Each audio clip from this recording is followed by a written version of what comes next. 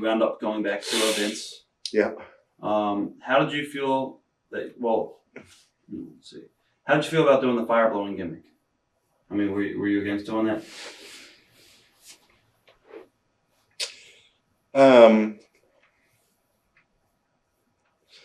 If my memory serves me correct, Rob, I think that Vince, going back at that time, was that 91? Yeah. Yeah. With the Dragon Con, Do you think it was punishment? Well, let me say this first. All right. They had an art lady, and everybody was at that time Vince was coming into the age of costuming, and she had this art lady was drawing. Had a picture of me and doing this dragon with the wings and the tail and everything, and on paper it really looked cool. It really did, but. And she got to making it up in this damn rubber rabbit tail. That damn thing must have weighed 100 pounds. It was dragging down the aisleway, and the wings weren't bad. The wings were okay. But I, if my memory serves me correct, I was going to do the fire breathing stuff just on the big shows, the pay-per-views and stuff like that.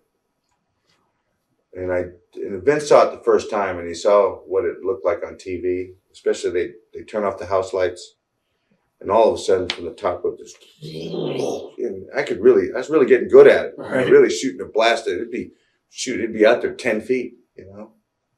He liked it so much that he convinced me, and Vince has a way of convincing people for the betterment of the company, betterment of the show, to do it every night in all the house shows. Was it dangerous? Nah, if you knew what you're doing. I was, he sent me down to Florida to a carnival act. And there was a guy that was blowing fire.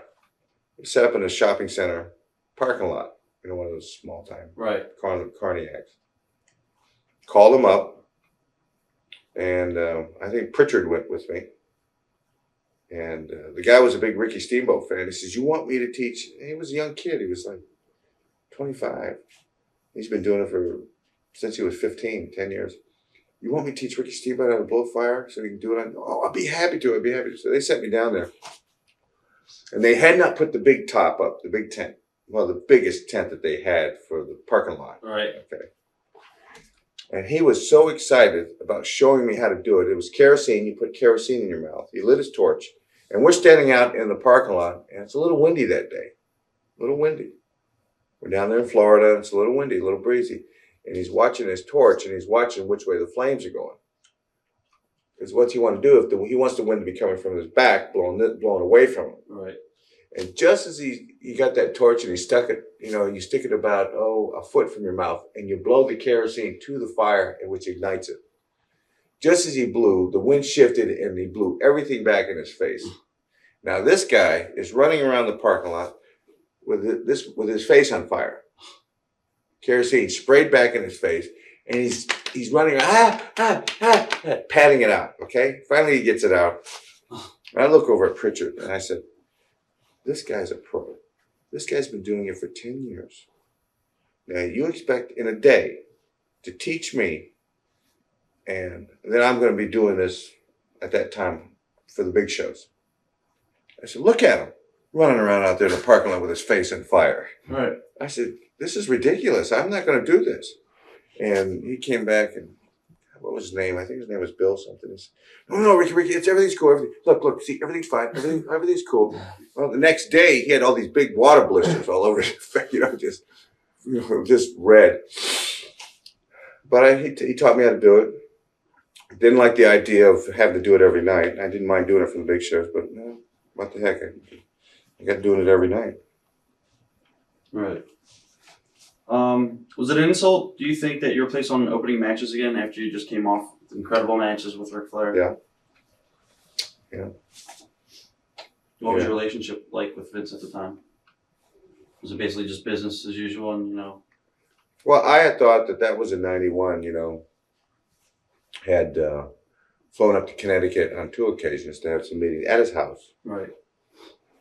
And I thought we buried the hatchet and shook hands. He promised me a main event spot I understood that coming back to the company, he said, I'm going to start you off here and build you back up. He said, it'll probably take about 3 months. Well, here it was 10 months later, Rob, and I'm still doing opening matches. And after 3 months, I would go to Vince and say, well, we're going to do a little angle, a little program or something, you know. He said, Ricky, we're going to do it next TV. Well, 2 weeks later, we do, you know, TV come around, ask him. So, you know, every 2 weeks I'd ask him after the 3rd month. And then we're into the 10th month, and I just call him up. Where was I? I think I was flying from Charlotte. I think we landed somewhere in the Midwest. It might have been Kansas City or St. Louis. I got off the plane, went to a payphone, and called him up and gave him my 2 weeks notice. Got back on the plane and finished my commitment for the 2 weeks. So there was never ever talk of putting you and Savage back together for a program or anything? No. No. And Flair came in too, I think it was around that time. Right. So. And he had told me, he said, God damn it, Steamboat. He said, just when I get my butt up there with the WWF and Vince, you leave. Wow. What was the difference between the two eras when you were there the first time compared to the second time? What differences were there? Oh, well, you know, funny you asked that question, Rob, because that was immediately brought to my attention with my meetings with Vince. Oh, Rick, we are a much different company. And it's 91. You know, we are a much different company now. We are much more professional. All those things that we didn't know what we were doing in the 80s, we are completely ironed out. Everything's working like clockwork. You know, I've got my people in the right place. It's just so much smoother now. You'll see. And I don't know. I was never privy to being on the inside of that company. 99% of the wrestlers were always on the outside. You're on the outside looking in. You don't know how this mechanical difficulty was this or that. I really didn't see that much of a difference. Did you see Shawn Michaels as a future star? Did you see him coming up? All right. My immediate gut was I was surprised to see him as Vince's #1 guy, world champion. I didn't know Shawn that well. The question that always came to me was, I'm wondering if he can pull it off. Fans. I guess in due time, he proved to me that he could. You know, but in the beginning, I was surprised and shocked and had in the back of my mind, could he pull it off? Watch thousands of exclusive shoot interviews right now on TitleMatchNetwork.com.